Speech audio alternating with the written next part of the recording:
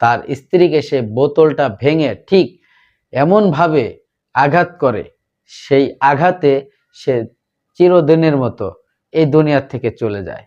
দর্শক, অনেক আশা এবং ভরসা করে একটি মেয়ের কাছে একটি ছেলে যখন বিবাহ করে মেয়েটাকে, তখন কিন্তু সব কিছু দায়িত্ব ওই ছেলেরই হয়ে যায় এবং বাবা মা উভয় মিলে সেই ছেলেকে বোঝানোর চেষ্টা করে।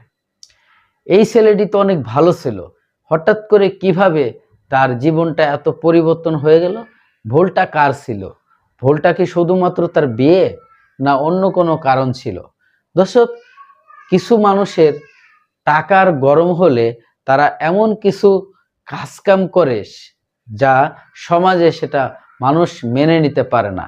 ঠিক এই ছেলেটি টাকার গরমে এমন উগ্র হয়ে গেছিল, যার ফলে তার পরিণতি আজকে জেল হাজতে।